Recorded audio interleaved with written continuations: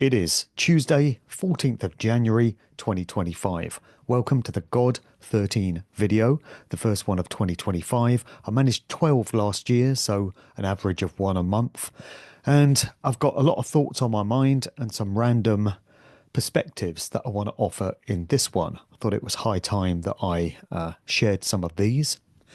So, appropriately for this series, I suffered a bereavement on the 2nd of January when my mother passed away unexpectedly. She wasn't arm speared, so it certainly wasn't that, but it was very unexpected. And I don't mention it to garner any kind of sympathy or condolences.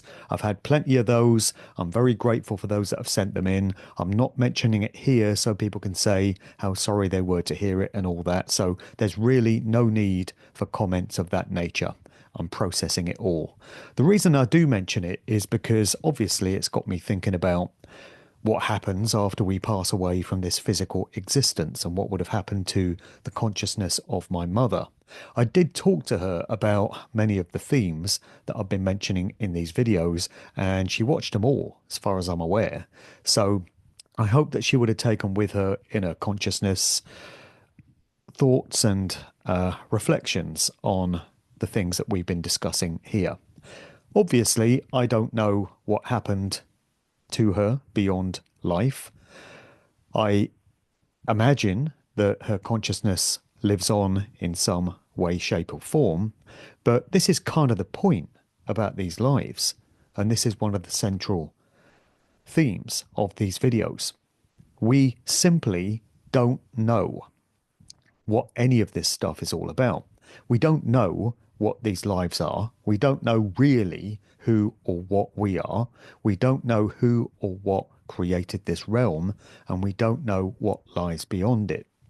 And this is what's leading me in the direction of rejecting the notion that these lives are in any way for our personal benefit or growth or evolution.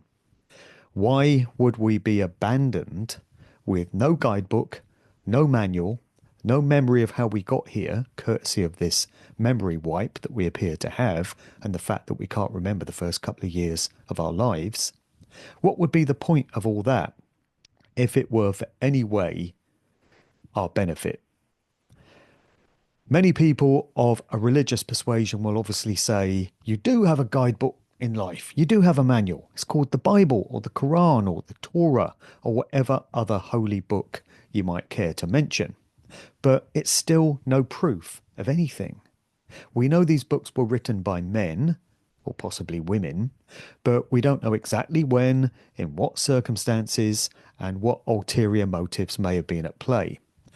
Also, if you stopped 100 people in the street and asked them their favourite food, their favourite song, or their favourite movie, you would get 100 different answers. Does that mean that any one of those 100 individuals is correct? Or does it mean that they have a subjective viewpoint on what their favourite thing might be? And so it is with the idea of theology, faith, religion, spirituality. Stop 100 people in the street and ask them what these lives are all about and what happens when we depart, and you will get 100 different answers. How is it possible to pin your faith on any one of those 100 different answers when there are 99 other possibilities just among those people that you've asked? And so it is with people of a religious persuasion. You know, a Muslim, for instance, will swear blind that their holy book is the one, their God is the one, and that everyone else has got it wrong. Then a Christian will pipe up and say, no, no, my God and my Saviour and my holy book is the one that you need. This is the only way to salvation. Anyone else is going to hell. Then a Hindu will have a different perspective, a Buddhist will have a different perspective, and so on. How can we be sure that any of these ways of interpreting things are the correct ones? That's my point. We are lost at sea with no charts and no way of navigation through these experiences that we, for some reason, find ourselves undergoing. So, of course, I've had to consider whether the concept of reincarnation is a real thing, and I'm certainly leaning towards it being, but again, there's no proof. There are children that appear to have memories very early on of past lives and where they've come from, but there could be different ways of explaining that. It's still not solid 100% evidence. The reincarnation soul trap is, of course, an idea which is very popular right now.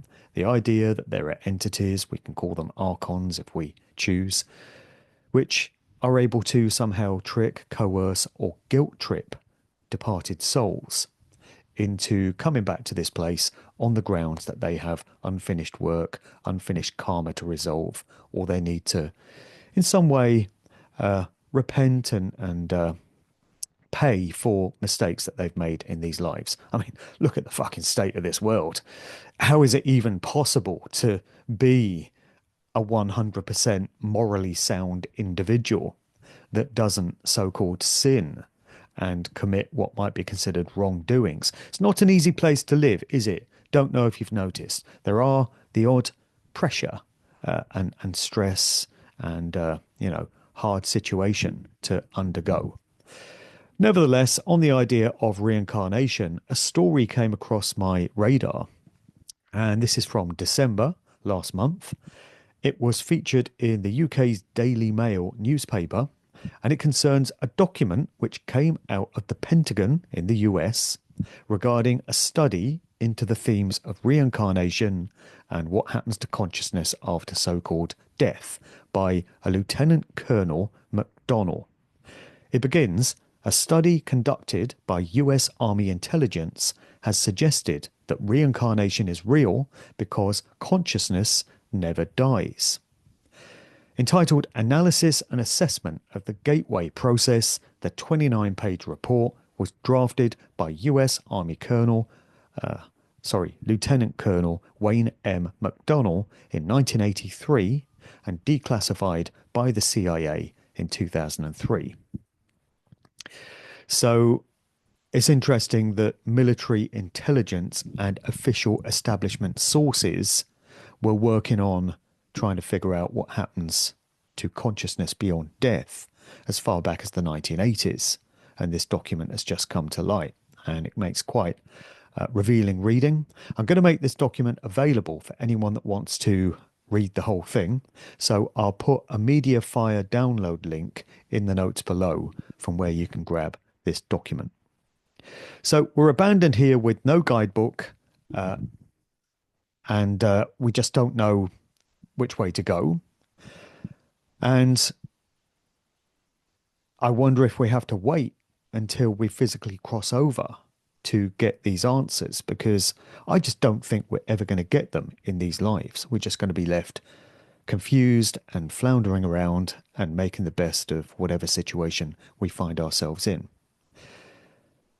Clearly, many methods that people espouse for trying to ascertain what goes on beyond this physical realm are flawed. I've talked about manifestation before in one of these videos. This is a sort of new age, more spiritual idea, which is very popular in certain circles. The idea that you manifest your own experienced physical reality according to the intent and the will that you apply to it. But is that really the case? How many of us have tried to improve our experienced situations in these lives, in this realm, and not got what we have asked for, not got what we focused our intent on?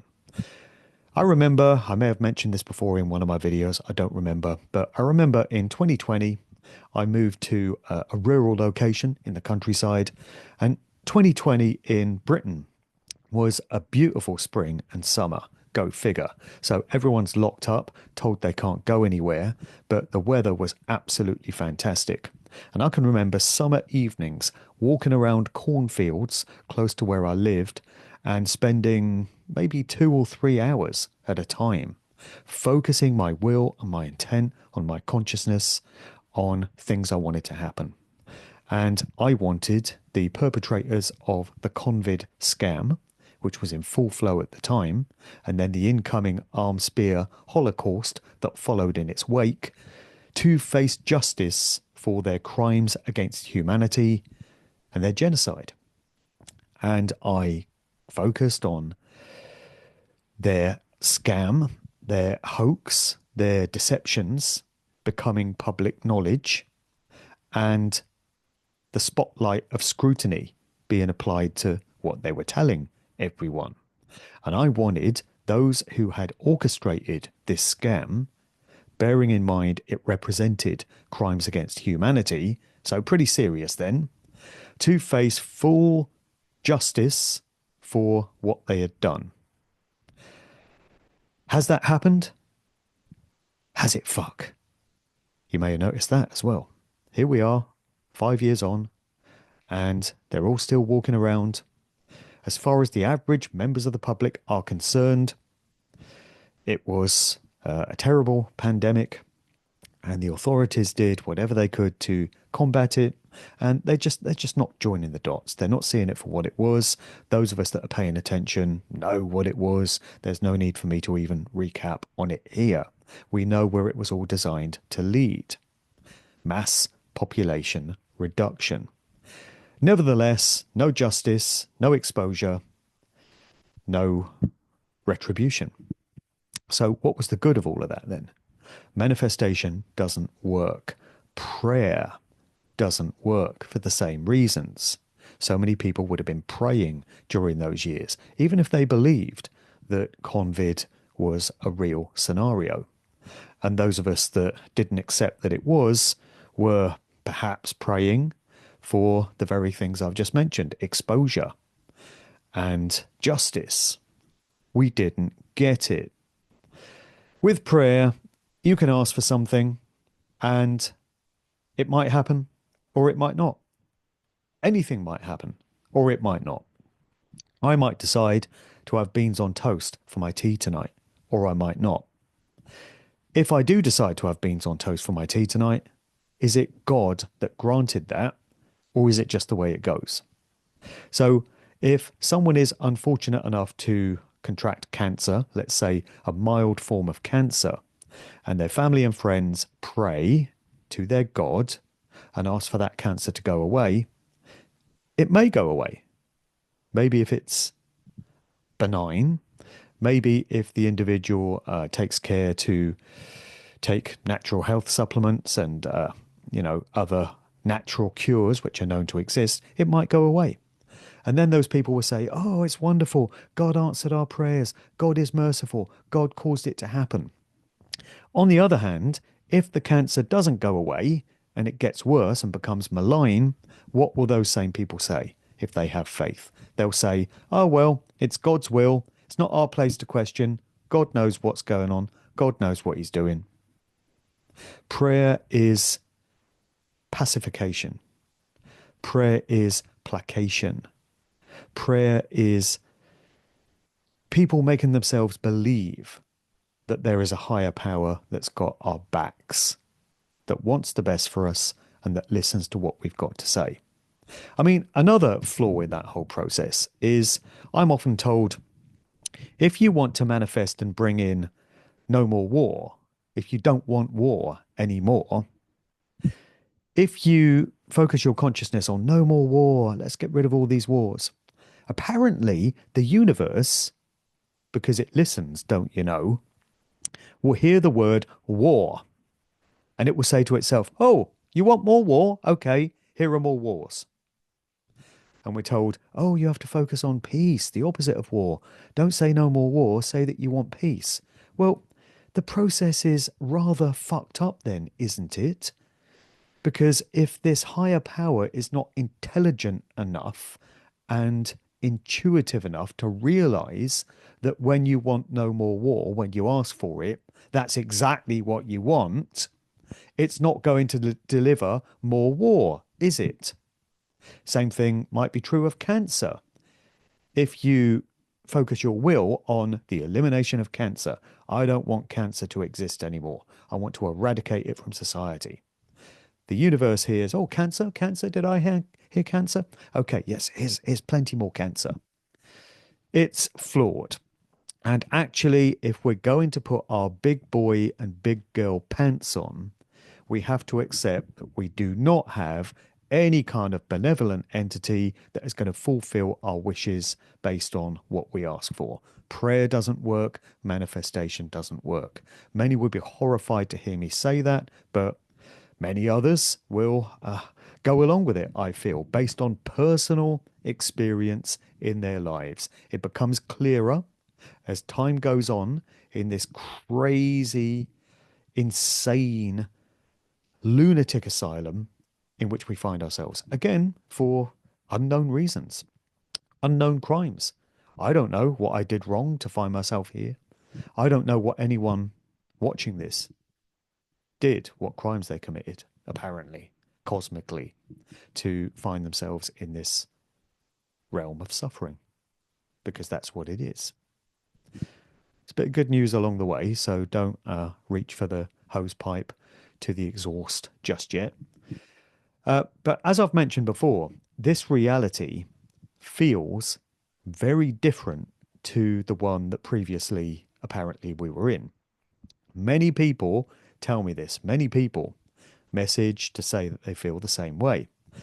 It's almost as if we've slipped into some sort of alternate reality or parallel timeline. And we seem to have memories of the way things used to be. So when I remember growing up in the 70s, 80s, going into the 90s, I can remember, you always remember summers, don't you? When you think back to childhood, it's always Christmases and summers that stick in your mind. And I can remember most summers as being quite warm. Some summers were very hot. I'm old enough to remember 1976. It was absolutely blazing. And I've generally got happy memories of what society used to be like. Most people used to be generally happy. I don't remember all the misery and the suffering and the hardship and the stress and the problems that so many people have now being the case before. I don't remember asking somebody how they are and them replying with a litany of problems that are plaguing them and their families in their lives. Yet these days, it's all you get, if people are being honest. I mean, I know you can go into Weatherspoons and you hear them all, how you doing, mate? Yeah, all right, yeah. See the football Saturday? Yeah. Want a pint, do you? Yeah, go on then. I'm not talking about normies, NPCs, call them what you will. I'm talking about people that are paying attention to what's going on. I'm talking about people that are taking personal responsibility for the way they conduct themselves in these lives and trying to live according to moral values.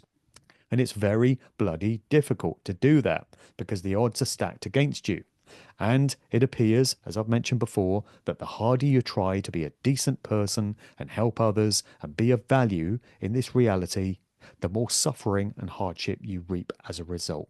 It's measurable. You can chart it on a bloody graph to see the relationship between trying to do the right thing and reaping more and more crap dumped on you as a result.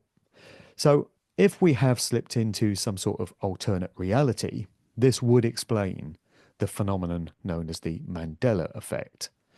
I know everyone's familiar with that, so there's no need for me to break down what it is. We all have our memories, it seems, of things being a certain way in the past, and they no longer are. And I think we have to use that as a clue. That's evidence that it's not the same world. It's not the same reality. Something's shifted. And again, I would cite the white sun as another example of that. I remember in days of old, decades past, the sun being a golden yellow. Not just at sunrise and sunset, as it is now, because those are the only times of the day that the sun appears orange. The rest of the time, it appears white, a blinding white light. There's another clue. How can the sun have shifted from yellow to white? I've heard explanations for this, or attempted explanations. People say it's the chemtrails and all the crap in the atmosphere that's causing it to appear that way.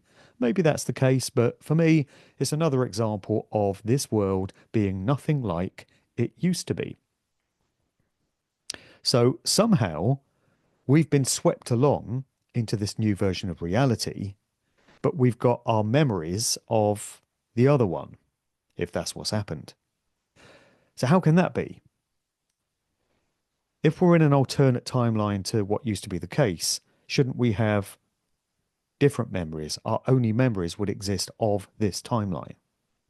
So I suppose a metaphor I could use is if you imagine train tracks. A train is hurtling along a track, going in a straight line, and then it gets to a junction. You know, these rail junctions where the track can be shifted, a guy can pull a lever, and the train can be diverted off of its straight path onto an alternative side path. So that seems to be what's happened to all of us. We've stopped going straight on in the reality we used to be in, and we've been veered off onto this side track. But our memories of the way things used to be have come with us and are still intact. How does that work? So this is where the small amount of good news resides, I would say. So if all the evidence tells us this is some sort of illusory construct, i.e., it's not real, it's not true reality, or it's not the one that we used to be on, it must mean that real reality is out there somewhere beyond this place. And I'm convinced that that's where we come from and where we go back to. So you can call it prime source, if you like, prime creator source. We're expressions of that energy, that state of energy, state of consciousness. And somehow we found ourselves compressed into this dense 3D, apparently solid realm, which only appears that way because we perceive it into being.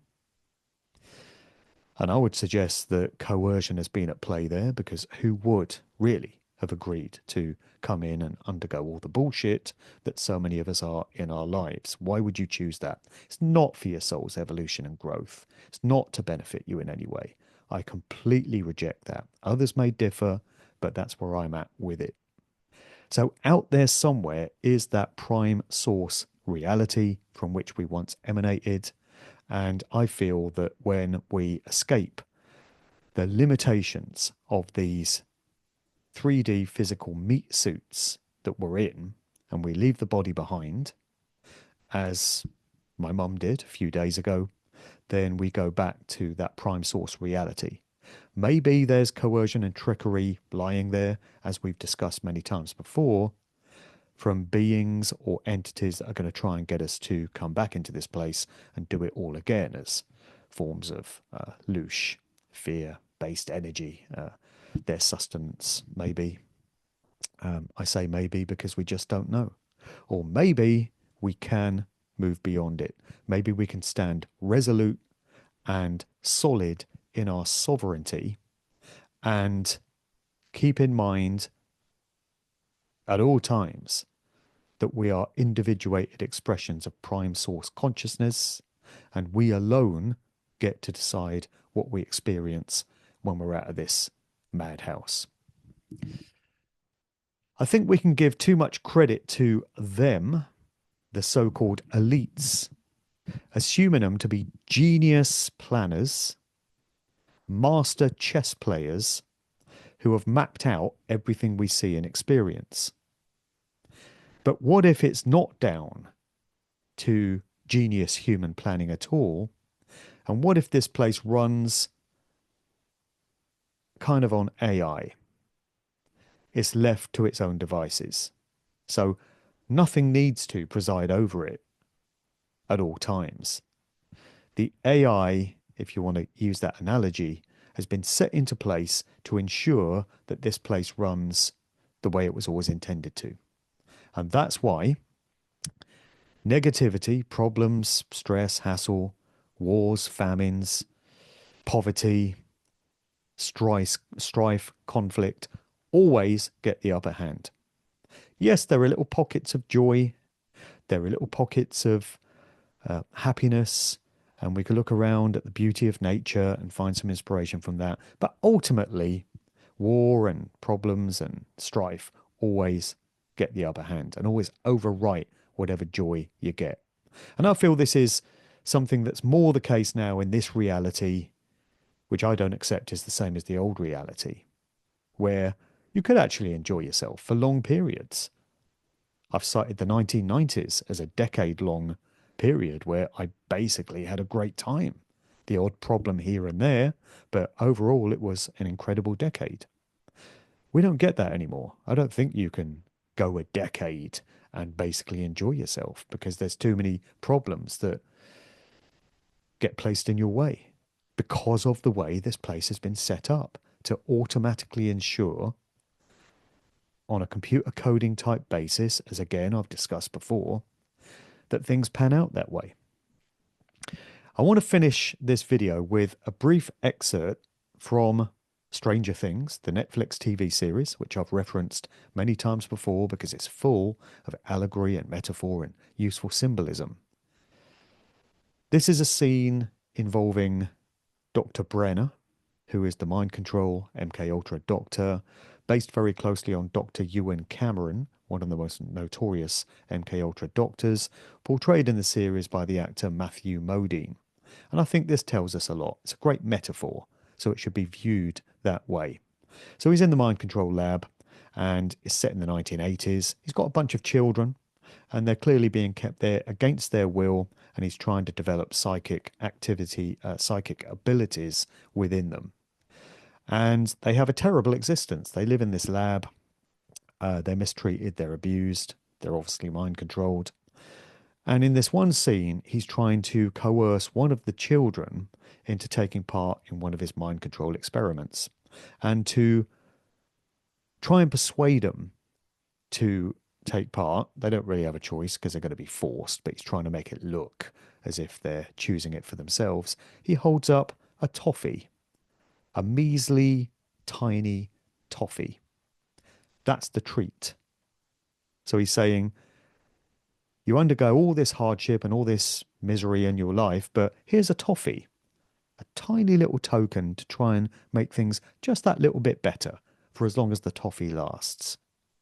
Isn't that a great allegory for these lives? We undergo all the hardship and all the suffering and all the problems, but every now and again the universe throws you a toffee.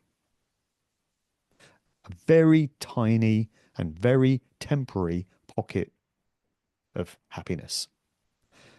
And you can eat the toffee, and as soon as the toffee's gone, that's it. Back to the way things were. So in the YouTube version of this video, I will not be able to include the Stranger Things clip because it will get taken down on copyright grounds, but you can view it on the BitChute, Odyssey, and Rumble versions. So at this point, I want to move on to some feedback. Every time I do one of these videos, I get a lot of comments sent in by email and in the discussion sections on the video channels. So just a couple to read this time. And again, these reinforce points previously made. And I think it is great that we've got dialogue of this nature going now, because I've noticed when I started this series, about a year ago, just coming up to the first anniversary of God 1, which I titled, Is God Really Good? And that really set the cat among the pigeons. It upset a lot of people because folk hadn't heard me talking about these themes before. And a lot of people were finding the video that weren't familiar with my other work. And I was being branded a heathen for even asking the question, which is what it was. It was just questioning this reality and what may have created it. And it upset a lot of people. Got a lot of fairly disrespectful mail in response to it. But as the videos went on, as the year progressed, the nature of the feedback that I was getting was changing, and it was becoming very supportive. And I'm at the point now where 95% of the correspondence I receive is people saying, thank you for articulating these ideas. I'm entirely on board with it. I totally get where you're coming from, and it all makes great sense of trying to establish what this place is and what these lives are all about. So definitely appreciate the support, and it is great to know that many other people feel the same way. I draw a lot of encouragement and a lot of comfort, I guess, from reading some of these comments and realizing that other people do see things the same way. And it seems that these videos have kind of sparked and stimulated a lot of conversations of these natures. So The first one I want to read out goes, there's a moment in God 12, Conscience as a Curse, where you suggest the so-called elites must know something that most of us, that is, the good people, don't know. Perhaps a core secret that's been passed down through their mystery schools and secret societies for millennia. For a very long time, I've wondered what it is that they know that makes them so utterly sure that they're totally invincible. They all have this same distasteful, cocky arrogance. Hancock, Trudeau, Ardern, Sturgeon, to name but a few. Their body language reeks of a sort of mocking contempt. It almost seems to say, I know something you stupid buggers don't. In God 12, at 12:15, you used the words, our sense of care. Care. That really rang a bell. Where have I heard that word before?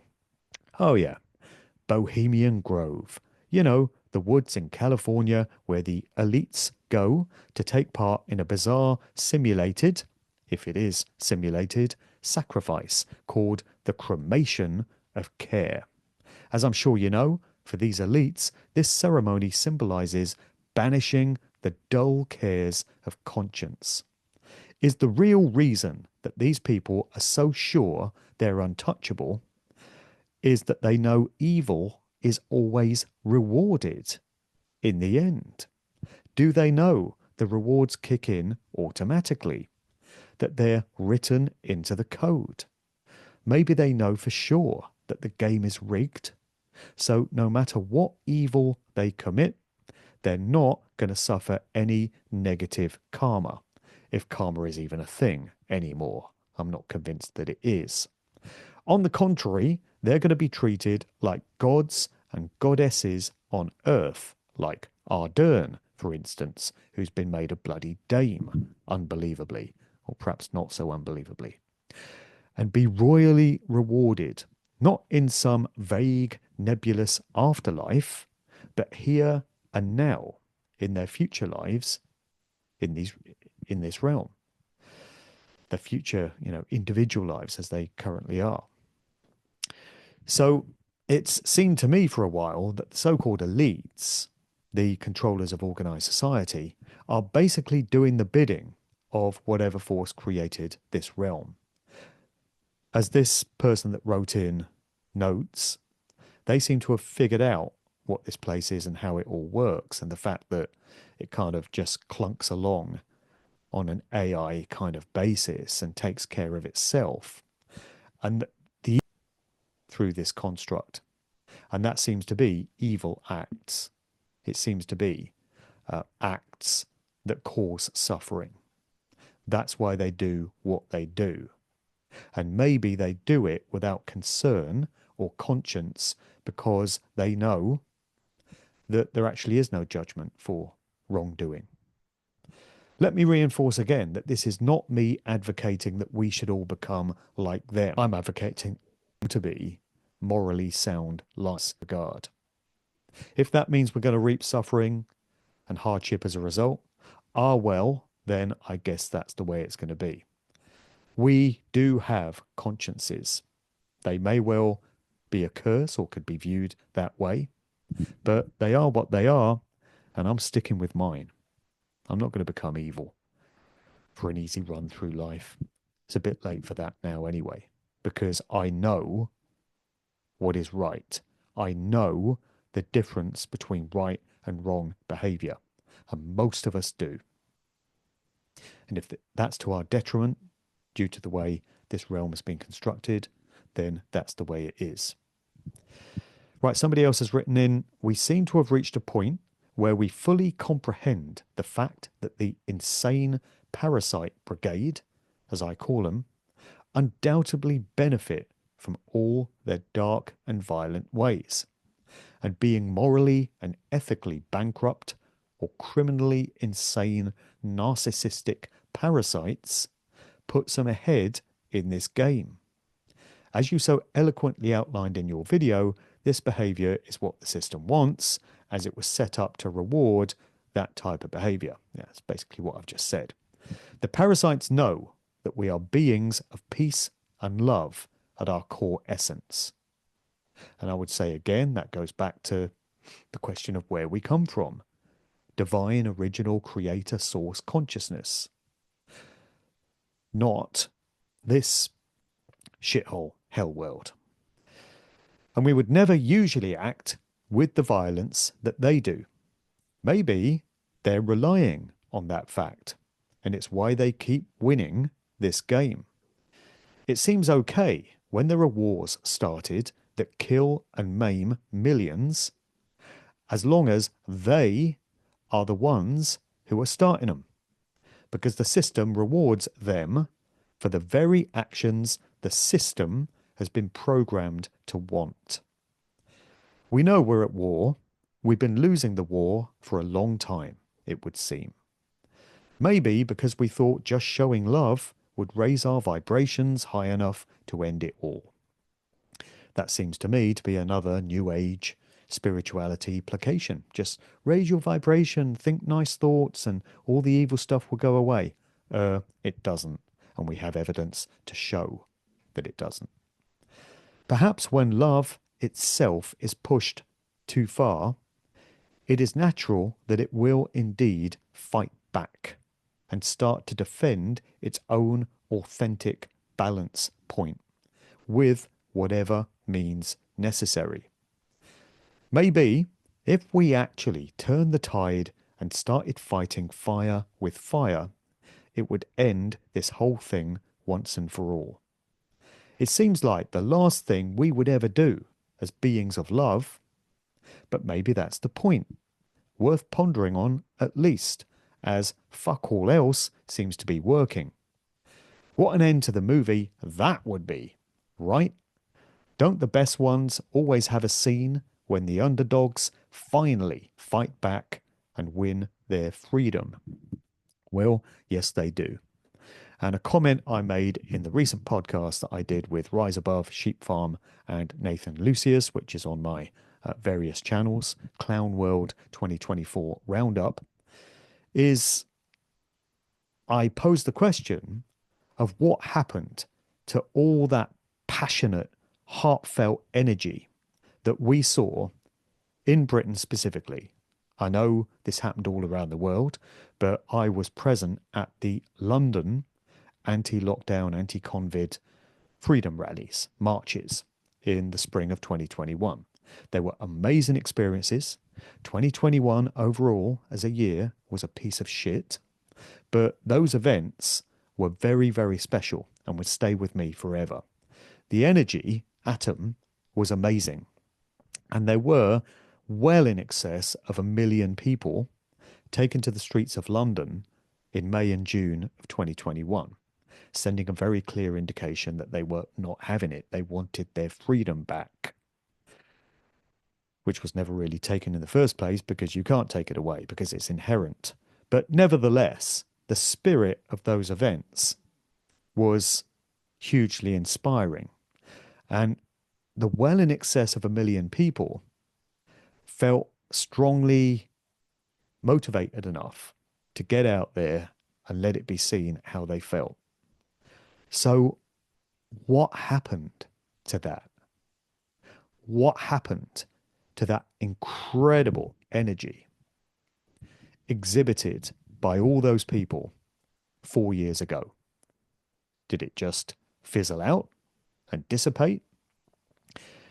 Were these people never that serious in the first place? Did they think as the COVID restrictions were lifted, oh, well, life's going back to normal now, so I can just get on with things? How could they not have realized that things didn't just end with that particular psyop? It was part of a much larger and much more important state of affairs. It really felt during those events of 2021 that the tide was going to start to turn and that people had had enough and they felt sufficiently galvanized to rise up and, at whatever cost,